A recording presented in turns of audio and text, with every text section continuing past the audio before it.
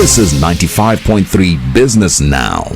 Welcome back to the program, everyone. Nigeria's unemployment rate rose to 5.3% in the first quarter of January to March, compared to 5.0% in the last quarter of 2023, and that's according to data released by the National Bureau of Statistics.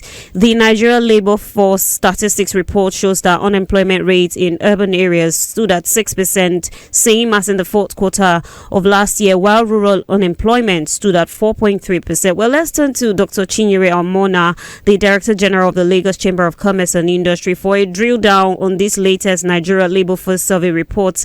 A beautiful Thursday morning to you, Madam Director General. We thank you for connecting into the show. Thank you so much for having me on a beautiful Thursday morning. Yes, ma'am. What do you make of the Nigeria Labour Force Statistics report for the first quarter of 2024 that was released by the NBS?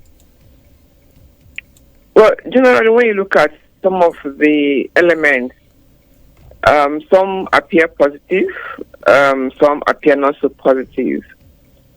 But for me, when I look at it, I like to look at the realities on ground and think, how do we improve the situation? With the reality on ground, you find that we have a high youth population. And yes, the NBS report indicates that 14.4% of our youth population, this is the bulk of our youth not in employment, not in school, not learning any skill. I believe that government needs to take on, government and private sector as well needs to take on the information in this report and think, how do we improve, how do we get our youth engaged productively in a way that helps the private sector, that helps industrialization.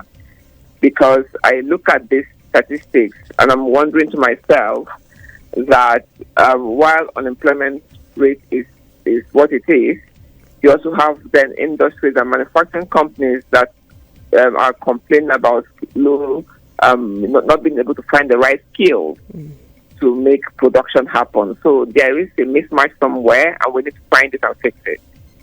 If we also look at the data, like you rightly said, but isn't it concerning the urban areas unemployment rate is higher at 6.0%, while rural unemployment stood at 4.3%? Why is that? What's driving that? Well, it's difficult to say, but one thing, so if I look at some parts of the statistics, so I try to look at the states breakdown. And I will question some of the numbers, okay? For instance, Nasarawa has an unemployment rate of 0.5%, which is far below the natural rate of unemployment, while Ade has an unemployment rate as high as 18.7%, which is 3 times higher than the national average of 5.3%. So that tells me that we need to we have to scrutinize the numbers again and see where they're coming from. But when you look at the urban and the rural, you could say that with in the rural areas, that a lot of subsistence farming and people are engaged in alternative means of production, vis-a-vis in the urban area where you have a whole lot of influx of youth coming into the urban area, but perhaps not finding formal tangible employment. If we also look at this rising unemployment rates, I also want to know what the impact is for local businesses, particularly the SMEs that you're passionate about. Yeah, so it has very direct, consequences for SMEs, because if SMEs, small business, are not finding the right skills to employ, then they can't be productive. So over the last couple of months, we've been preaching productivity. We have to increase our productivity. Therefore, you have a large number of unemployed individuals.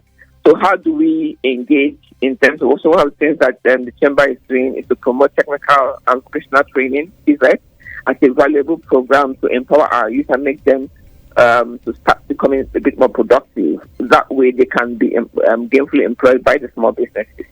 Now, with the small businesses not finding job, remember that the economy is tough enough. There has been an increase in pump price of PMS. The exchange rate is not abating. Security remains an issue. Inflation is rising. CBN is increasing interest rates. So the business environment is tough enough as it is. So not finding the right skills then, creates a bigger challenge for small businesses. And so you could experience contraction in the coming months if this is not addressed. I think you've answered my next question, which would have been what your chamber, that's the LCCI, is doing in addressing these issues. But again, what effective strategies do you think the government should implement, to stimulate job growth, reduce unemployment, and how about the government policies that might be affecting issues?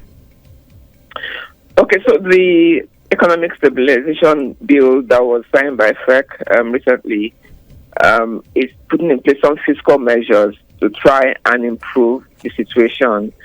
But I believe that if you look at inflation, a huge portion of our inflation is food inflation. And the cost of livestock, poultry, and fish contributes to food inflation, which we are battling with.